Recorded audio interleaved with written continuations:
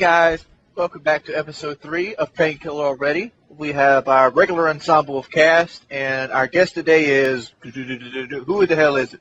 It's Junkyard. Booyah! Booyah! This is WoodysGamertag. And FPS Kyle. I woke up there. So, Wick, you had a first topic, didn't you? Yes, I did. That he stole from me. No, we're not talking about that with Kyle. Okay. The first topic is kill-death ratio. I recently put out a video where I talked about kill-death ratio and what it means to me and how I categorize people based off their kill-death ratio. And I got a lot of nerd rage. And I think somebody said that judging people's KDR online is like judging people's driving skills in real life. And it's a very, very good, metaphor.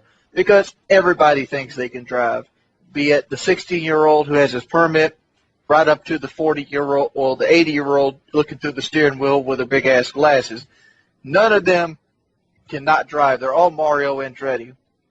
And it kind of, most of the messages were like, no, I got 1.2 KD and, I own you. It's like, really? So, because you're having a hard time with everybody else.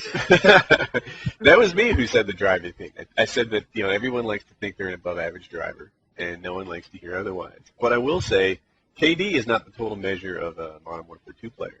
Right? There are guys who sit there and sprint the flags across quarry to do what it takes to win. They know it's a suicide run, but if they can get that one frag grenade in the middle of that building, then that helps them win the game, and it ruins their KD. You get guys like Hutch, who send-text themselves when the enemy has air support up so that he can take it down. Things like that ruin your KD. But let me ask you this, though. Go ahead. Because people like KD is no barometer for skill level. All right? If that's the case, if you're using that and you're hiring somebody, would you rather have the Harvard graduate or the guy with the 1.8 GPA with a high school education? Depending on the job. But I hear what you're saying, right? I mean, this is a metric you can use to measure people.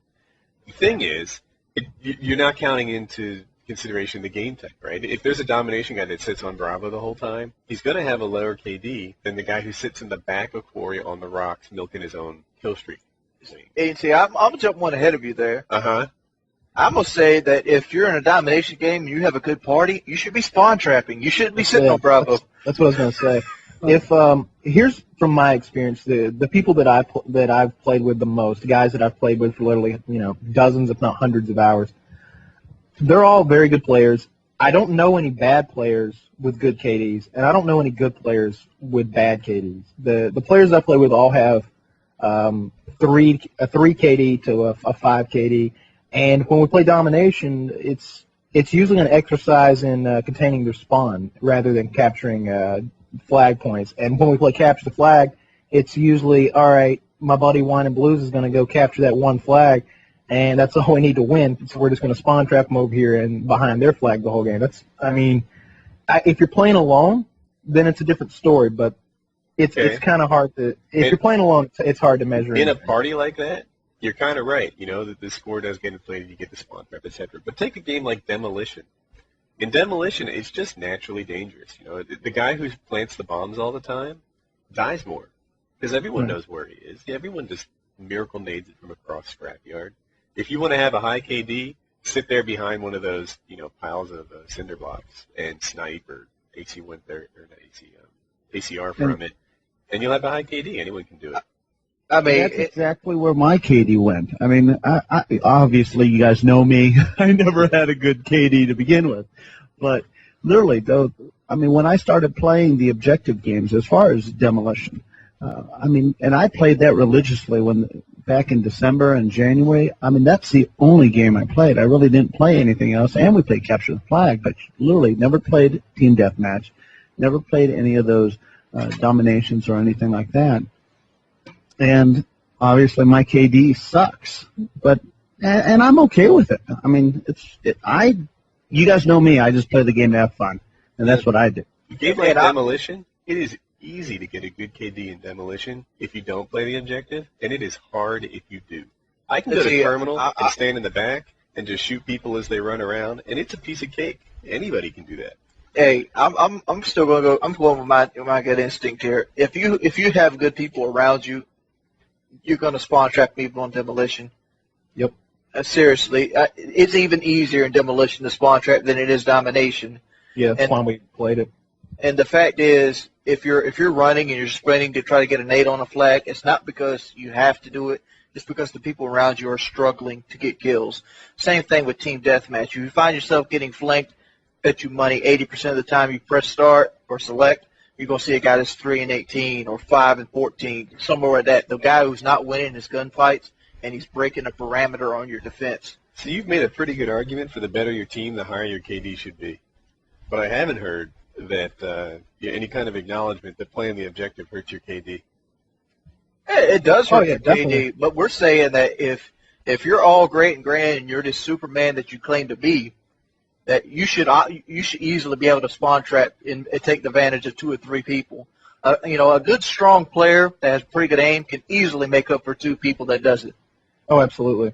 Look at the Call of Duty 4 videos that I've been recently posting, like on those team death matches.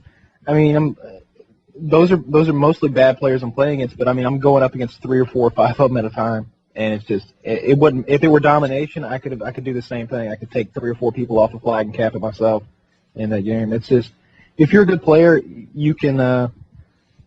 You're not having to rush back and forth to the flags, because when you get through the first time, you're taking out 2 or 3 guys, sitting there, killing 2 more as they come back to you, and you're just capping them. I would argue if you're on a good team, you're not having to take out 2 and 3 players and get the flag. Exactly. Woody, let me ask you this. But that's different than if you're a good player. I know where you're coming from, because you're thinking of Rascal and some of the other guys you play with. Don't rip on Rascal, man. Yeah, Rascal's he's a team player, but he doesn't win his gunfights. He doesn't. That's why he has the care package kill streak. Rascal's the sort of guy that will hop on B in sub-base again and again and again until you get it. He's that guy that doesn't care about it. He'll finish 15 and 40 and maybe lead the lobby in points. Yeah, but see, when the guys finish 15 and 4, I'm looking at it this way. I'm dealing with an AC-130 during that period of stretch. I hear what you're coming from, and there, to some extent, you're right. There's a balance between getting some air power in and getting the map control and No, I'm talking about them getting air power off. I know. Yeah, I followed that. But on the other hand, someone's got to be willing to hop on B repeatedly in sub-base. That doesn't come for free, unless your team's dominant.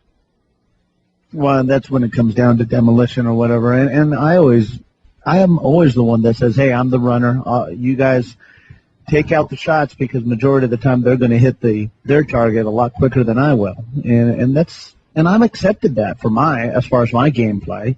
And I do the same thing when we do play domination. I'll go ahead and try to grab B, but at the same time with B, for example, on sub-base, good example, I usually, before I run out there by myself, I try to have another player with me at the same time, and I'll run out there and they'll cover me usually, and then again I'll shoot a nice silhouette around my target.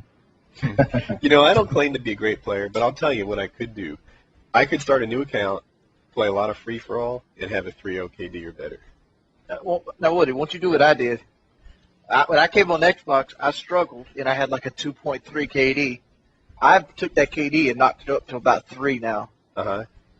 And it's not hard. It's not hard to do. It isn't. If you play smart and free-for-all, and you play smart in team deathmatch, you can easily do it. Mercenary team deathmatch especially.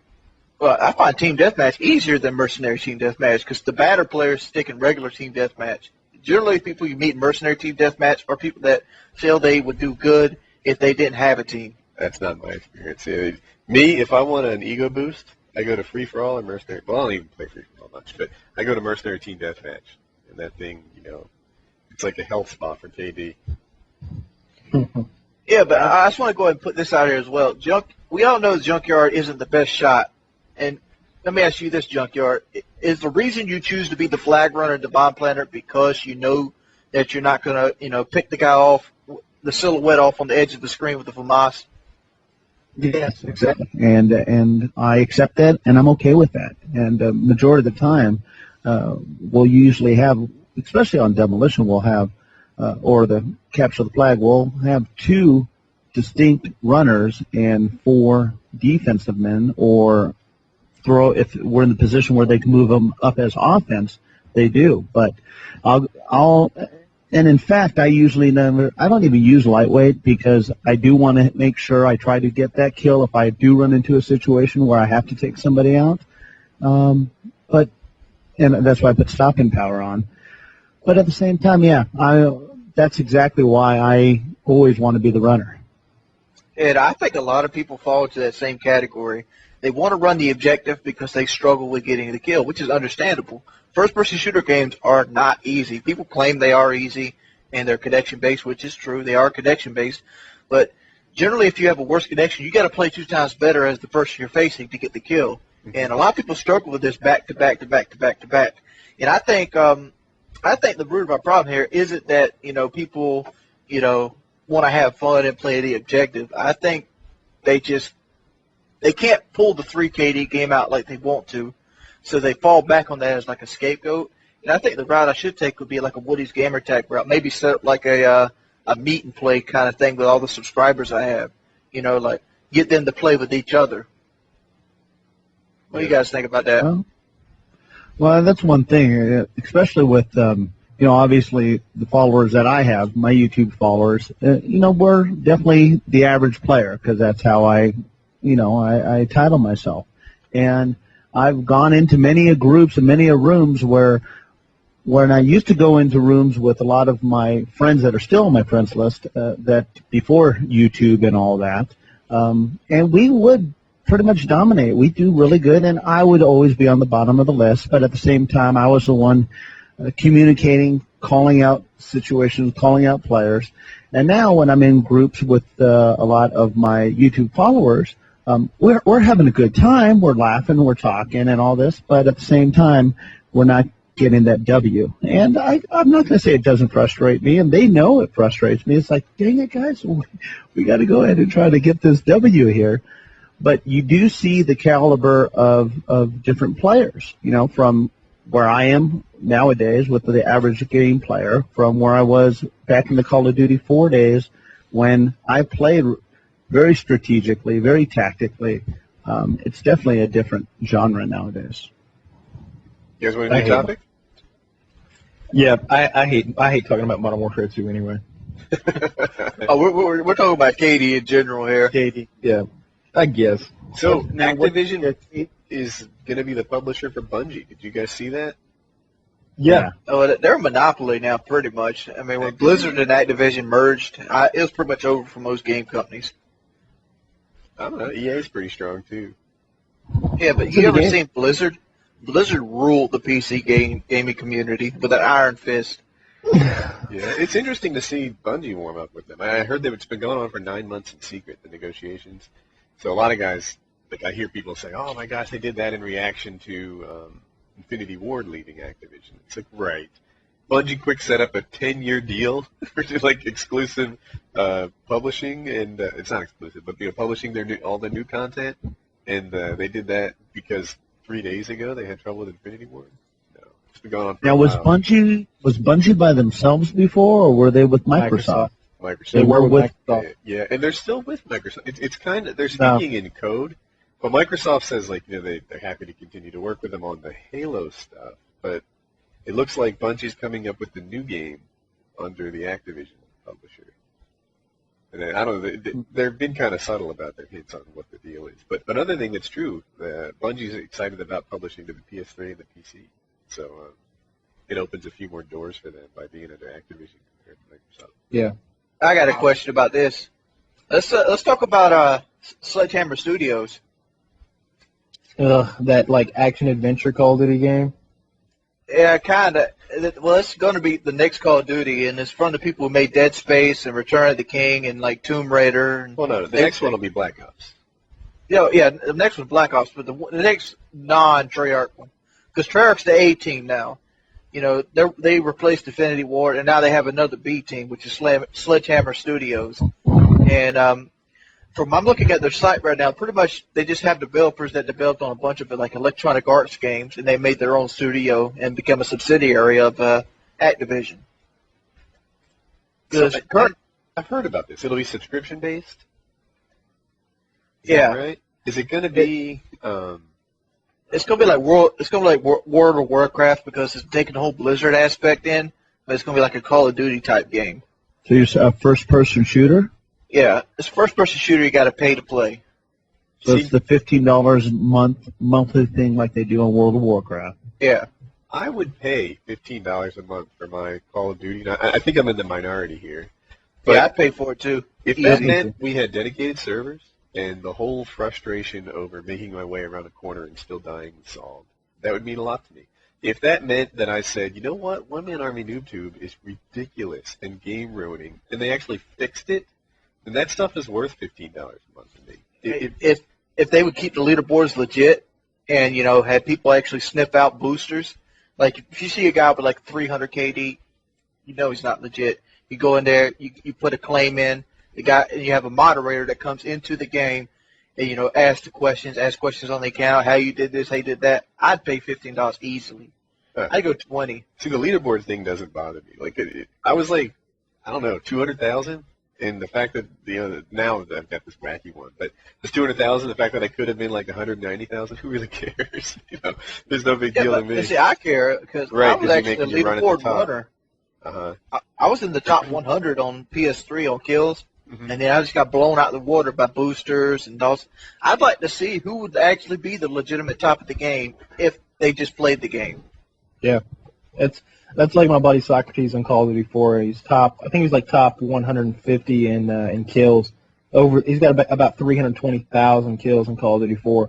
And I guess recently the modders and hackers and shit from Modern Warfare 2 have decided to hop back on COD 4 and ruin that for everybody. And now he's like top 800 or top 900. So that basically means that there are about 700 hackers on the kill leaderboard on COD 4. I mean, you never wanted to know who actually is the guy who gets the most kills on the game, or who is the guy who actually has the best wins or scores the most wins. I do. Yeah, I do too. I wonder Nice. who's there. It would be nice to know. I mean, and that's now on World at War. How was the leaderboard on that? Did they hack that one as well? Well, PS3 that wasn't hacked last time I checked, but they had a lot of boosters on it. Like the score and the kills, they were boosted out of their mind, but the win-loss ratio was still pretty legit. Because I know right when I first started playing that game, they had all the glitches and everybody was underneath the maps, but they fixed that pretty quickly. And but again, with me, I never followed any of the leaderboards or any of that stuff. The aggravating thing was the servers. I don't care about the leaderboards. Like, you know, and even the guys at the top of the leaderboards, those are just pub matches. You know, there's going to be guys on Envious or Optic Gaming or whoever that are way better than those leaderboard leaders. You guys keep saying this. I mean, we've all played game battles at one point or another, and I've faced some of these teams like Envious, and they just have history on their back. They just have communication. You know, if you could get a team that could communicate as well as them, you could easily beat them because none of them are standout players. I play game battles, and we had a few teams. We played Envious, and Envious they had their way with us. It was a domination game. I remember a state in particular, and those guys just had it going on. Okori was the other one, and they set up and destroyed us. Now, we've also been on the other end of that, where we played teams that needed a lot more experience before they were ready to play with us, and they didn't see our best game. I don't know how much fuel Envious had left in the tank. They might have been running across the open in the state, just giggling to each other while they played with us. You can't tell. Well, I played Cali Savages. We played Cali Savages. We played Camping with Coleman. Played a lot of the other top teams on the spring ladder, and we beat most of them. I mean, our win-loss ratio wasn't that great. It was like, I think we ended like 21-12 before we disbanded the team. But every game we played was against the top 500 team. We never got thrown a softball. And, you know, Evil Trauma will contest to it, and we held our own. And we lost most of our matches either on discrepancies or just lack of experience as a team. Yes, I don't even do. I actually did do game battles back in the day when, back in Graw when we used to play that, and as well as the first Gears of War. But that was a tough one because it was always had to deal with whoever had the connection. So it really didn't matter. But it got to the point where it got so stressful for me, and I just said, you know what, I'm not going to do it. The thing about Gamebattles that's attractive to me is the restricted set of rules. And that's what I've heard lately, specifically with Modern Warfare 2, where, no tubes, the kill streaks. I don't know, can you even use kill streaks? It depends. It's a choice, but most people turn them off. And which, actually, that has attracted me as far as an opportunity to be able to play a game with all the explosions coming at you left and right, and you actually play for bullets on bullets and actually do something. So, but at the same time, I probably won't do it. You wouldn't do real well, Junkyard. It is very, very camp heavy, and you have to be a very good shot, and pretty much you're limited to like the UMP or the FAMAS. Well, you played mostly S&D and TDM. Was that true all the way through? Yeah, all the way through. Yeah. See, if you go to, we played mostly MLG variant and demolition, and that obviously is not camp heavy. You can't camp and expect to win in the objective-based game. Let's see, the games we played is first team who gets a kill usually wins. Like we won a Wasteland against, God, what was that team's name? It was like, actually, I'll just go look them up. But I got a group of friends that play Gamebattles where we used to game all the time, but since they went on the Gamebattles, and I don't know what their rankings are or anything like that, but they're loving it. I mean, and it gets to the point where every single night now I don't even ask him anymore, but for a while I was like, hey guys, you guys want to play this? No, we got a Gamebattles tonight, and now that's all they do. Yeah, and they're probably attracted to the rules. Modern Warfare 2 with its one-man army and noob tubes, or even scavenger and noob tubes and the thumper and the RPD and or RPG, I mean to say. I don't want to fuss about the game too much, but it can take the fun out of it, especially on terminal. Well, it makes it definitely difficult for me as far as trying to get that infamous nuke that I haven't played that game for so long. I don't think I'm ever going to play Modern Warfare 2 again. Are you playing Call of Duty 4? Is that what you've been playing lately? Yeah, I got to put that back in. I love that game. I mean, and all I ever played on that was Search and Destroy. That's it. Hardcore Search and Destroy. That's all I ever played. I don't play Search and Destroy at all. Everybody's out on Call of Duty, which one of my topics I want to talk about was Halo versus Call of Duty. So, Kyle, you got a lot of time in I played that today. Yeah? How do you like Halo Reach so far? Well, I suck. Me too.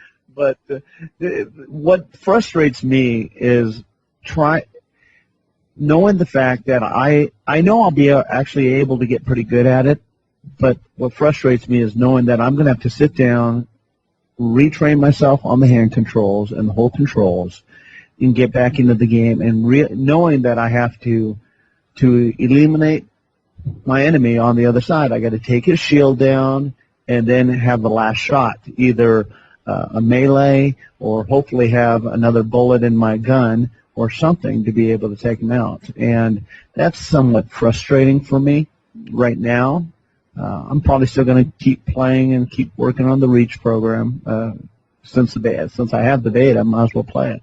Yeah, I've been playing the beta since it came out, and so it took a little getting used to me. Like in Call of Duty, they do their best to make every weapon balanced.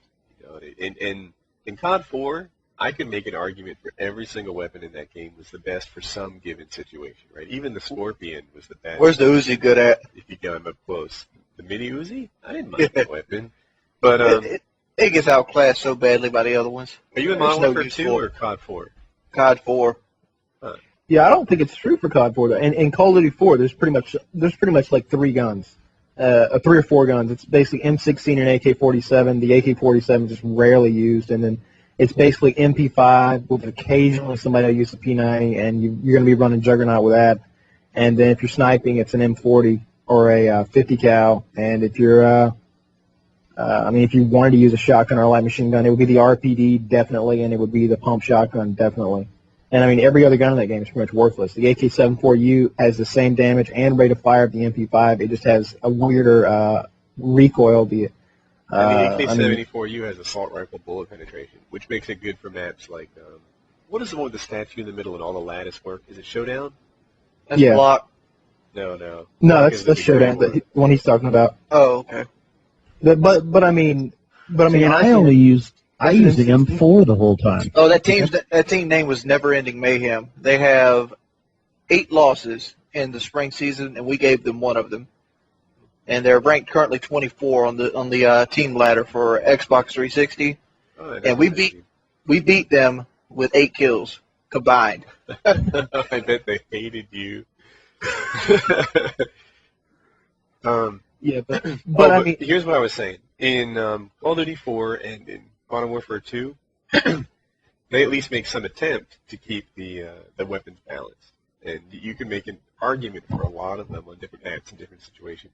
In Halo, balanced weapons are never really part of the contract. In Halo, there's power weapons they leave around. The object is to get them and control the parts of the map that they spawn. And if you see some guy with a hammer, you team up on him from a distance and then take it from him and then try to get close quarters.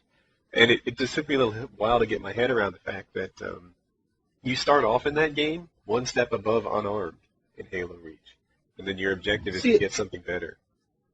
See, I disagree. I think every single weapon in Halo 3 has a situation in which it will win against any other weapon. Now, the rocket launcher is sort of an exception because obviously the rocket launcher is your power weapon. It's in the center of every map. It's what everybody's supposed to be fighting over. Now, look here. That weapon, rifle, hammer. That weapon you fucking get, you start with, the melee is better than that bitch. Yeah, I think the assault rifle you start with is almost game-breakingly bad. That thing is nice. You've got to, after a while, you define nice. Nice like a dog attack. I think it's you shoot them 13 times and hit them once and they're dead. I switched to my pistol immediately. I have better luck with my pistol than I do with that assault rifle. I do too. I mean, I clock them with the pistol about 4 times and hit them, and I'm done. Aside from you, Kyle, every player I know switches to their pistol immediately. And I play with some pretty good friends in Halo, and last night I was playing with Astro from Envious and Hutch, and they both did the same thing. They immediately switch over to their pistol because they think that assault rifle's trash. So I'm not alone. I'll give you an example, and just using Halo 3. The battle rifle, all right, it takes 4 shots to kill, 3 to the body, then 1 to the head or whatever. Mm-hmm. The Covenant carbine is its counterpart, and it has a faster rate of fire, but it only takes 6 to the body and 1 to the head. So they're basically perfectly balanced against one another. It just depends on your style of play. Are you that player that can hit 7 consecutive shots? If you are, you can get the kill faster than the guy with the battle rifle. And I mean, guns like the shotgun is obviously only effective at very, very close range. The sniper rifle is almost, unless you're extremely skilled, I mean, it's almost impossible to operate that thing at close ranges. And, but I mean, guns like the Needler and all that, they all have those little roles, those little niches that they fill. The I don't know. I think that you start with, where is that the best weapon in the game? When you're not looking? When your opponent's away from the keyboard? At close range, that I would rather have that than a BR. Or what is it called? The DMR. EBR? DMR. I would rather have that than a DMR at close range because he has to hit his shots consecutively. You can out-strafe him, and you can strafe left and right, make him miss 1 shot, and he's dead. Now, what about the plasma, the pistol plasma? Oh, that thing's awesome. That thing's great. Yeah, we played some Juggernaut today, which I can't stand that stupid game. But I was trying to play that, and I couldn't kill the guy at all because he's on fire, and I guess he's got a huge shield on him. But as soon as I grabbed that plasma, that fortunately took him down, and I was pleasantly surprised.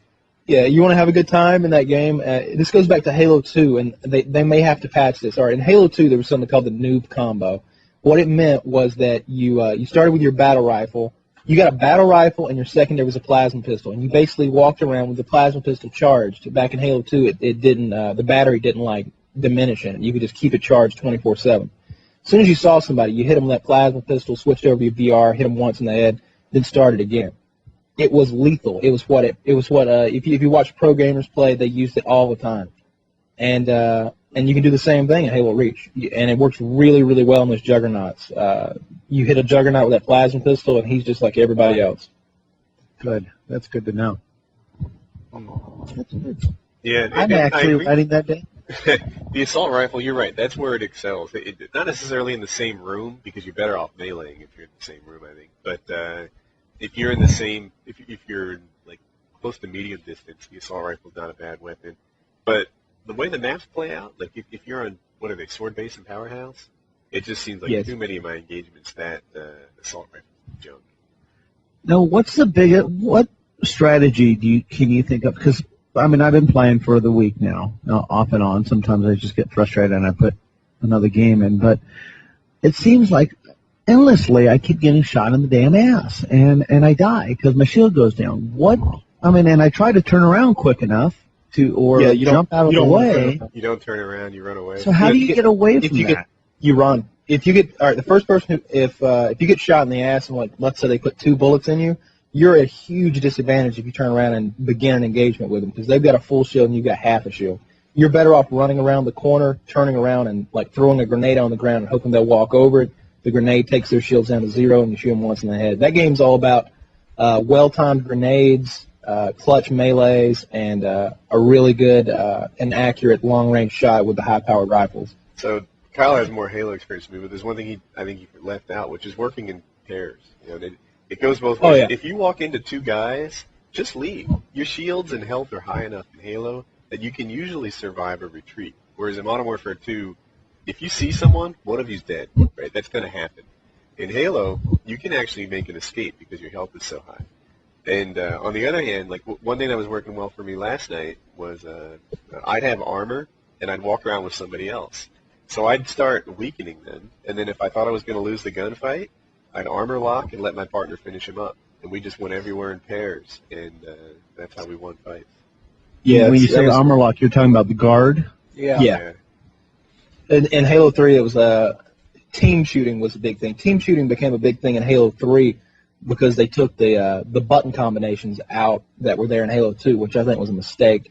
It's kind of like the way they made Modern Warfare 2 sort of noob-friendly. They kind of did the same thing for Halo 3 in the way they took the button combinations out. If you don't know what I mean, you could press the buttons in well-timed combinations in a way that would allow you to fire the battle rifle almost fully automatic. And that sounds like a glitch that people take advantage of, but it's basically what every pro gamer did, and it took a lot of skill to use. It almost like took some Virtua Fighter technique and put it into a first-person shooter. If you go back and watch like straight rip and play Halo 2, those guys are doing something called a quad shot. They're shooting their battle rifle. They're taking somebody out in like a quarter of a second with a battle rifle. And it looks like they're just cheating and, they're doing something really cheap, but it takes so much skill to, if you were to go pick up Halo 2 right now and just attempt to pull off a quad shot in a private match by yourself, it might take you an hour. All right, Kyle, so you have the most Halo experience. Come November, what are you looking forward to? Call of Duty. Call of Duty. Yeah, man. Activision, not Activision, Infinity Ward hasn't ruined their name for you? We're gonna see. We're gonna see if the problems in Modern Warfare 2 were more Activision's doing or more Infinity Ward's doing. If it was all, we don't know. For all we know, the guys in Infinity Ward were sitting like, no, we don't want to do it. Everybody will hate it and ruin the game. And Activision's like, yeah, it'll sell more copies. Do it, or you don't have a contract. We don't know what was pushed down their throat, or we don't know if Infinity Ward was sitting around and Robert Bowling was sitting there with like a monocle at the end of some long table petting a hairless cat saying, buy the stimulus package. One-man army noob tubes will be great, guys. Trust me. We don't know. We don't know what kind of evil genius went into making that game called Modern Warfare 2, but I'm thinking that it was a little bit of both, and we're going to find out when we see Black Ops. I'm looking forward to seeing definitely a better trailer than that just came out. That trailer really didn't show us anything, really. Actually, if you go to that guy who camps channel, he got 2 guys who like break down trailers to break it down, and they break it down frame for frame. And there's actually a lot in that trailer. They found that there's a main character who's like in like 4 or 5 different scenes and different scenery. They found like different timelines, different maps, different wars. They pointed out like 4 or 5 or 6 different weapons. The AUG is in there. What was it? There was some kind of Colt assault rifle with a grenade launcher. I guess grenade launchers are bad because I saw one in the trailer. And what's the actual time frame of this conflict? From what I understand, it's going to be kind of traveling through time. The way the trailer hit me, it struck me a lot like what's that game? Assassin's Creed. It almost reminded me of Assassin's Creed, how he kind of goes back in time and remembers things that happened in the past. It's supposed to be like from sort of the end of World War II, from like the end of World War II till up to like the 80s. Yeah. Like so it would be like, you know, the Korean War, the Bay of Pigs, Vietnam, all kind of little special op conflicts. Russia's Afghanistan war, perhaps. Maybe that would be great. All kind of stuff. So the Vietnam War, that's going to be a trip because again, that's, you know, obviously I'm older than you guys. I don't know how old Woody is, but I'm older than a couple of you guys, and I actually lived during that time, so I remember the Vietnam War and watching it every day on the news. And you might have me. I lived during Vietnam War, but it ended when I was 2. Nice. See, it ended when I was 10, 11. So I mean, I'm not that old, but yeah, my favorite channel is the History Channel. So like, I actually, as much as I enjoy the sort of modern warfare-esque type deal, you know, guns like the ACR and the SCAR and all that good stuff, it's kind of fun to see some history in the gameplay as well. To be like, oh, that's an MP40. I remember seeing that Nazi going into that house that time. One of those. I don't know. I like the old weapons too. So this is gonna be interesting. You know what I want to talk about next? Oh, Wings, did you want to go? I have no clue what we're talking about. I'm just saying I love the old weapons. Yeah. I prefer to have a Mosin gun or a Springfield over like a fucking Barrett any day. If they were both in the game and I had to pick one, I would pick the older weapon every time. Yeah, you were saying the other day you would use if there was an M1 Garand in Modern Warfare 2, you'd use it. Yeah. What was I playing the other day that somebody? Oh, I was playing Battlefield Bad Company. Yeah. And somebody pulled out a Garand on me, and it was just like, how the heck did he get that? I want one of that. So I got my Garand on PS3. I use the shit out of it too. Oh my gosh! I mean, I like that weapon, and unfortunately, I haven't opened it up yet. But. New topic: Human Centipede. Oh yeah. All right, let me just start off by saying, I was sitting in my house the other night. Everything was going fine. I was, probably doing something on YouTube or Sony Vegas or playing a video game, and Wings sends me this link. And Wings, why don't you go ahead and just tell everybody about the Human Centipede? The synopsis? Sure. Well, the movie is basically about a German surgeon, and he specialized in separating Siamese twins. That's all he did. And there's a girl who gets lost in the woods. And, he apparently hates humanity as a whole, and he hates tourists. Well, there's 2 girls that their car break down right near his house, and they're tourists. And he's already basically kidnapped a 3rd tourist. And basically he's in love with centipedes, and he wants to make a human centipede. And by this he means connecting the gastric tubes via ass to mouth to 3 people. And what he would do is he'd take the ligaments out so they couldn't use their legs. Their kneecaps, right? Their kneecaps. So their legs would bend in a different way or something like that? Yeah. No, so they had to stay on all 4s. Okay. And he would remove their teeth. And that's as far as they go into that. And he would sew. Oh, no, I saw more. He makes 2 flaps from the ass, like the ass cheeks. Okay? Like he cuts like a V in the ass cheek on each side, and he sews that to your, beginning at your ear and going down your cheek. So you're basically sewn to the other person's ass, and your lips are sewn to the other person's asshole, and you are in a line of people, and it's 3 people. The Japanese gentleman lucked out and got to be the head. Okay, such a lucky guy. Hey, he did luck out. He's the best actor. There's one scene where this German psycho is explaining to these 3 people what he's going to do, and they're sitting there sobbing, and they're all like, "You're so crazy. You're never going to get away with this." If I'm there, I'm going to go, Who gets to be the head? I call dibs. Because as simple as that other stuff goes, I can recover from being the head. Okay? We can patch that up. I'll have a scar on my ass. No big deal. We'll put my knees back. If you put me in the back, if you put me in the middle, or you put me in the back, even worse, I'm never getting over that. Middle's the worst. I will never emotionally recover from No. that. The back end would be the worst because you don't get to shit in nobody's mouth. Wait a minute, that's a privilege? No, the back is the second best.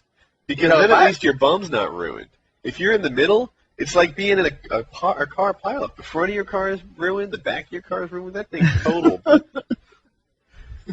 I will say the quality of the food is mildly better in the middle than the back, but really at that point. Now is this a movie that's coming out? Yeah, it's in New York and Los Angeles right now. Apparently it's a hit, so it'll be everywhere. Coming soon to a theater near you, boys and girls. Oh my God! The horrible nightmare, which is the Human Centipede. Now just imagine, does he take their tongue out? They don't go across that. No, they keep the tongue. So they got to taste that shit as it's going down their throat. They can't chew it, so they have to swallow it. So it's going to take them a while to get it. You got to basically use your throat muscles and got to break it down and send it through your system. Who the hell even thought this story up? The guy who came up with the idea, he said he thought of it one night when they were watching a news story about a child molester, and they were saying that should be his punishment. He should be sewn to the back end of a trucker or something. Nice. And he got that idea. What happens if the guy's got a fart? Well, I guess you better be blowing it out your nose, Wings. Because it's going to be shooting out the guy in the very back by the time it gets through. I mean, from what I understand, there's one scene where they try to escape, and they are sewn together at this point. Oh. And their only escape route is a spiral staircase. I'd be falling down that bitch. I wouldn't give a fuck. At some point, I gotta get a hold of a knife and start cutting Billy Bob stitches off my face. All right, I'm getting out of this. You're not leaving me sewn to Yamamoto and fucking the bitch behind me. It's not gonna happen. I'm getting out of this.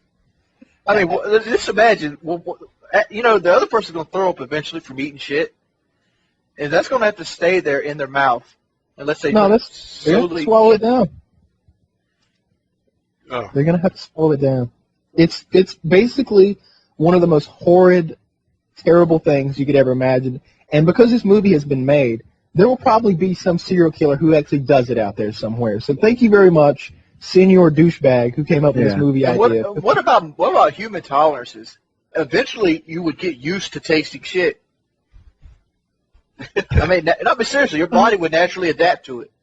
Because you can live off somebody else's shit, you just can't live off your own. That makes sense. It doesn't make sense. It doesn't I think we make should sense. change the subject. No, because I was reading on message boards, and there was like doctors saying that if you eat your own shit like 2 or 3 times, it becomes toxic to your body. But if you're continually eating somebody else's shit, that the toxins don't affect with you because there's like new enzymes and new bacteria. I don't know. I know it's just human waste, but you can live off of it. The movie poster says 100% medically accurate. I'm looking at it now. This is just... Do we need to It's horrible. I'm lost for words. I didn't know this conversation was going to... Oh, yeah, this has been planned. No, I was going to bring this up anyway. I was thinking earlier today, like, things we could talk about, and I was like, Human Centipede has to be brought to light. I don't know if you guys seen the movie Silo. Silo's another movie about eating shit. Oh. But, how many could there be? It's in the Bible. But why do we have to go to the Bible now? That was the first story about eating poo. Yeah, but Silo, they basically was like a boarding school that was corrupt, and to punish kids, they would feed them shit, and they would like tie their hands to the table. And this kind of explains the kind of movies I watch. Oh. And when you send me messages like, "Hey, Wings, have you seen Aliens 3?" Yes, I've seen Aliens 3. I've seen every mainstream movie known to man. Talking about watching this stuff. So, Kyle, how many seasons of 24 have you watched now? 4. 4 of them. And X-Files? 5. Yet you still I've seen keep them all. dodging me in Civilization Revolution? All right, look, bitch.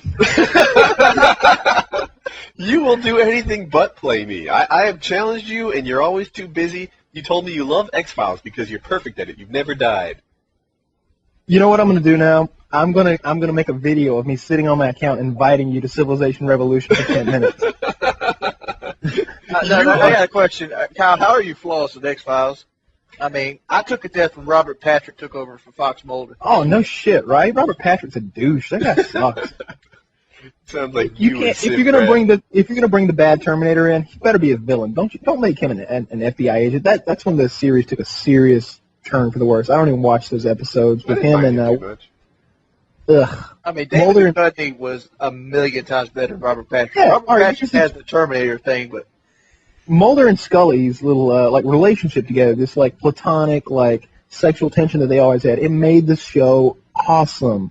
Right. It was great. I'd like to point out to the podcast audience how quickly Kyle changed the topic away from dodging me in Civilization Revolution. Everybody knows you're dodging me, that I've been trying That to is so not true. I was going to look forward to the 10-minute video of him inviting you. That's what I'm going to do. Yeah, exactly. And then he's going to join. It's not And going then to what's going to happen. happen? And then I'm going to freaking eat his lunch. I'm going to steal his milk money in Civilization Revolution. It's going down. That game will not last half an hour. It's going to happen. It's Kyle's not going to last desert half- Russia. I will. It will. I'm gonna go Aztecs. I'm gonna switch everything to science. Get my horseman technology. I'll be I'll take out a couple barbarian villages, switch everything to workforce, pump out a couple of horsemen. You're telling him now like you're insulting. Dude, I know the counter to that. I mean, all you gotta do is make the counter. Yep. But then you gotta play the head game.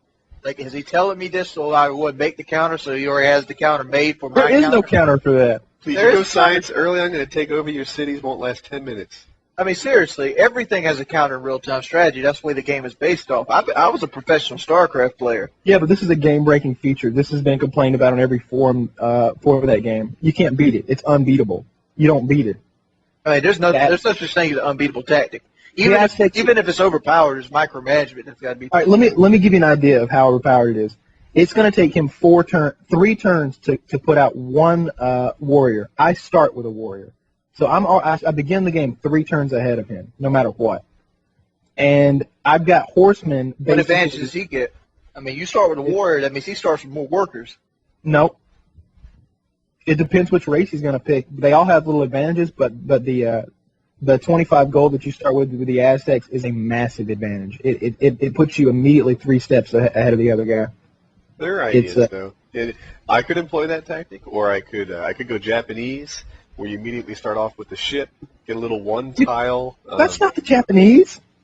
That's the Spanish, and you still have to build that ship using 2 work per turn, and it takes like 30 work. That's 15 turns. The Japanese have the advantage of immediately being able to deal with.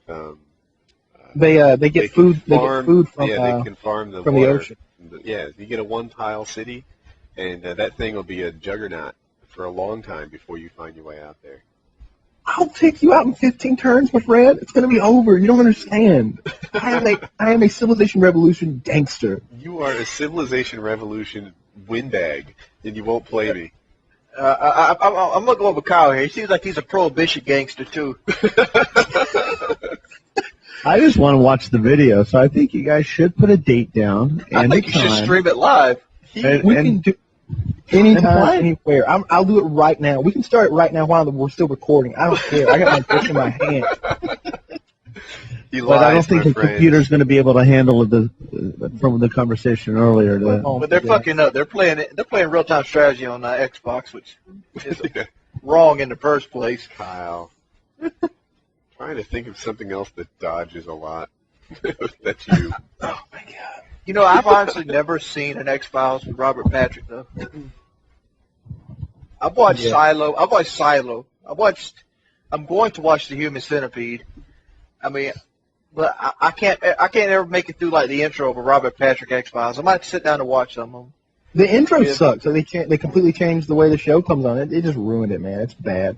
Because it's basically like starting the whole show over because he doesn't believe shit. You've got to like convince him of everything. Whereas Mulder and Scully had built up this thing where like Scully was like, yeah, there's some freaky shit going on here. So basically, he took Scully's role over. Yeah, basically Scully takes Mulder's role, and then they bring in Robert Patrick, and he. So when does Scully actually get to the point where she's like, oh, well, I believe now? Well, I mean, Look, if you watch the show, like some of the stuff she's seen is just outrageous. Like I mean, she has seen aliens. She knows there are aliens. Is he getting robotic to you guys? Yeah, he's getting real robotic. I mean, Yeah. that's part of his dodge tactic to say his power without Oh something. my. We're going to play you Civilizations of the Revolution right now. Then his internet goes out 30 seconds later. He's pulling a Sark on you. I know. Guy Wow. dodges more than Rush Limbaugh during Vietnam.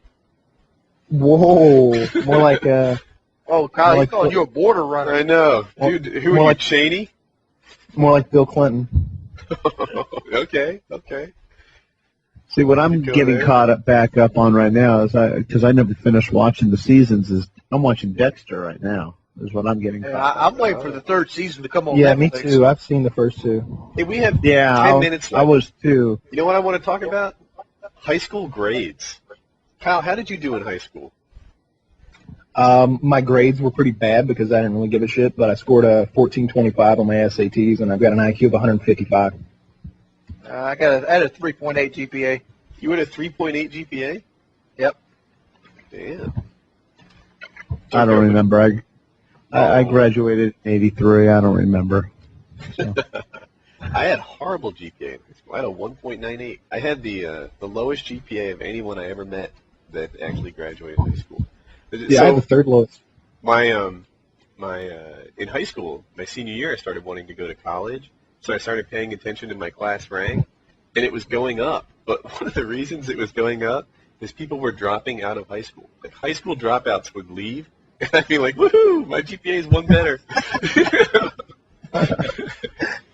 I'm surprised they didn't turn you into like a serial killer. I was a straight nerd in high school.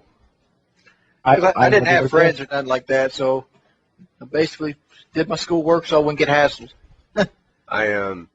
And then my senior year, I started swimming, and you had to have good grades to swim, and that's what got me into college too. I could swim, and the coach made an exception for me.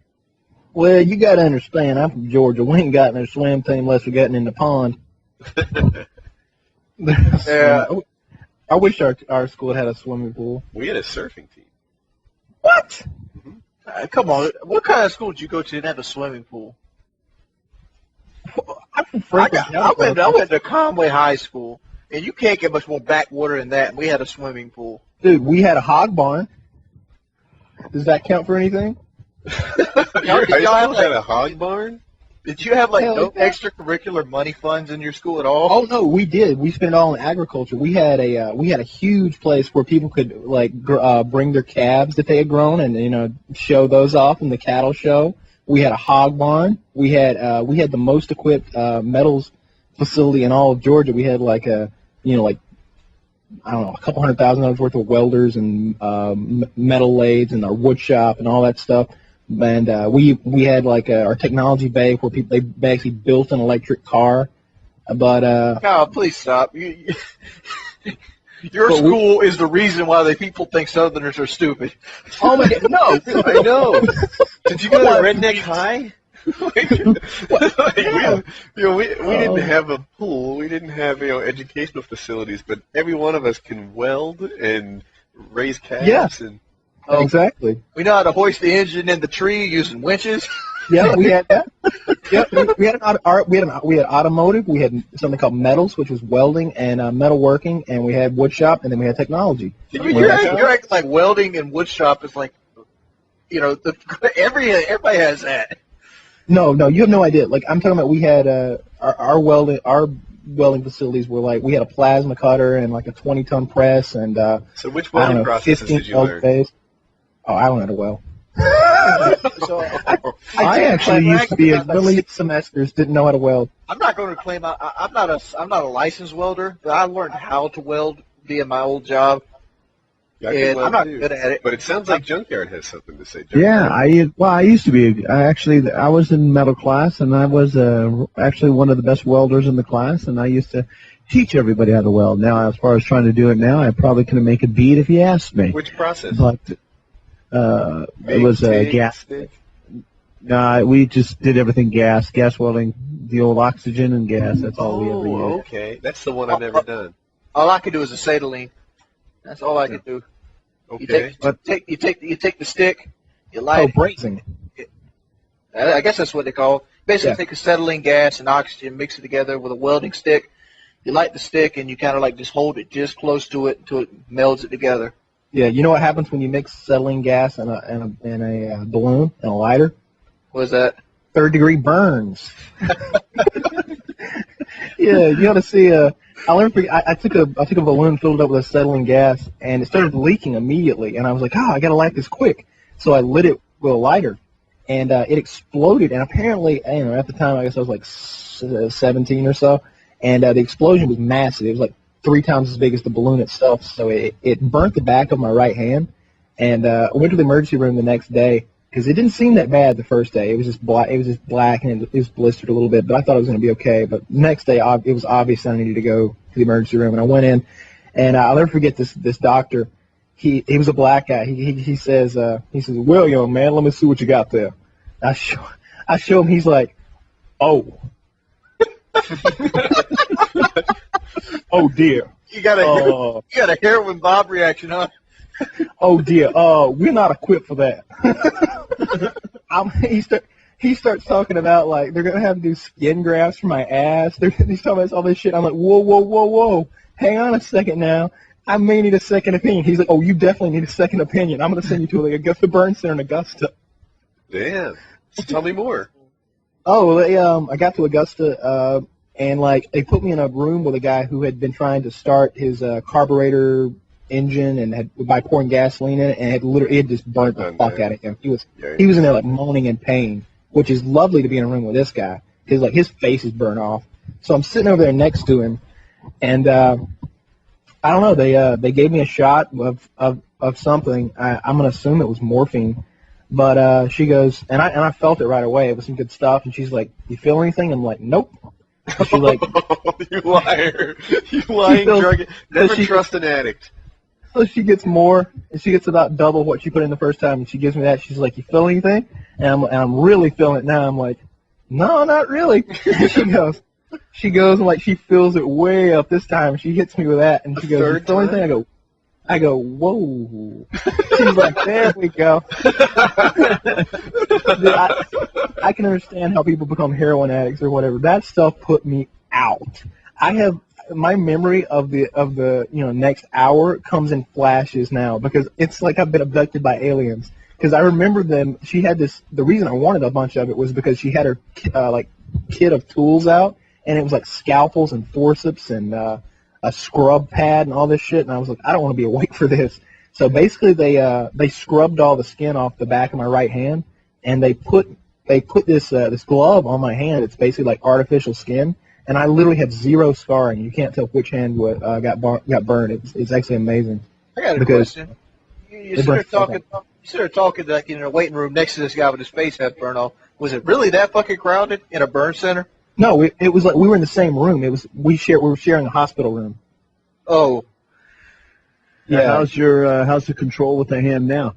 Like for the first for about a month afterwards, like the skin was tight so much so that I couldn't like make a fist without it being uncomfortable. But like now it's fine. Like I literally, if I show somebody, they can't tell which hand got burned, and neither can I. You did do the physical therapy and all that crap afterwards and all that, right? No, I actually took the glove off about 3 days early and peeled the scabs off because I'm weird like that.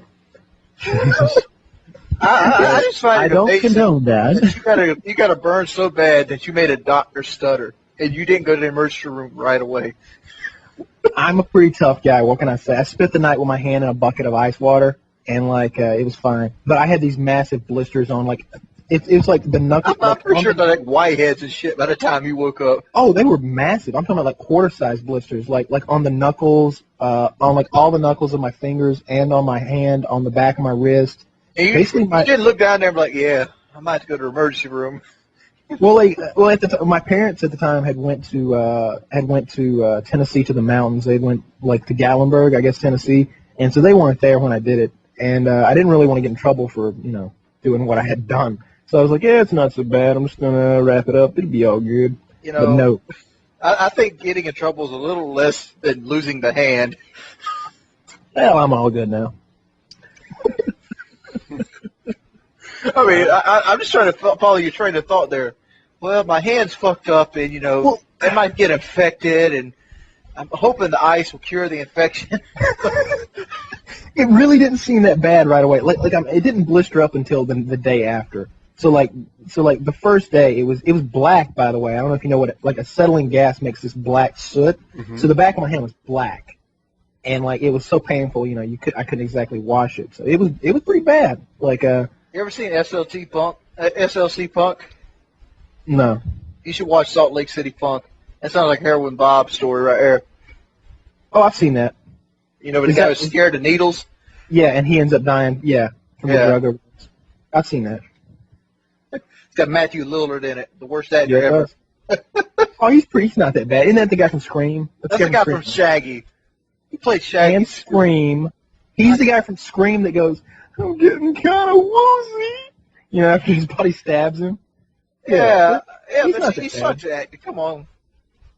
He's doing the best he can, man. That's an hour. He's taking the movies he can. All right. All right, anybody got any thoughts of, anybody got any leafing comments? Junkyard? Hey, well, I just want to thank you guys for inviting me in for this Thursday's podcast. I really appreciate it. I know that we've been talking about this for a while, and you told me that you guys were working on this project for a while, and obviously I've been listening to 1 and 2, and I'm looking forward to listening to 3 because, well, I'm here in it, so it's going to be a good one to listen to.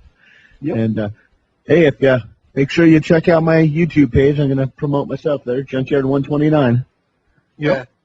And I feel like a girl at this point because my worst burn I ever got was like taking a piece out of the oven and hitting my hand on the rack. You didn't live. See, I lived like a wild child. Like when I would go into school like bandaged and wrapped up, and people would just be like, "What'd you do this time?" Like I'm talking about like broken bones and burns and cuts and the skin taken off the right side of my face. Like my mother got immune to the police showing up at my door. Nice. Yeah. See, there's a whole. The next podcast is going to be about Woody's backlight. Well, we got. All right. I can't wait next Thursday. Yeah, I got to hear about this wild story. I'm a like, cop would show up at the door, and she'd be like, "Is he paralyzed?" And they'd say, "No." "Is he dead?" She'd say, "No." She'd be like, "All right, everything else I can handle." That was how tough my mom became in my childhood. I mean, where did the software architect come into this? That happened later. I'm starting to think it was a prison program. You know, I have a whole bunch of stories. I had like a list I was going to let you guys choose from, like high school grades, lifeguard, attempted suicide, how I met my wife, stuff like that. We'll have to cover these in later podcasts. Well, I'd like to join you guys, so hopefully I could join you guys again in a future one here. Yep. Cool. All right, guys. Well, that's been Painkiller episode 3. Make sure you rate, comment, and subscribe. I suggest not commenting on the actual podcast site because I got to moderate that, and I'm lazy as shit. Other than that, it's been let us know. Quickly, let us know who you guys want for the next podcast, who you want our next guest appearance to be. Yeah, good idea. All right, guys. We're out. Later. All right.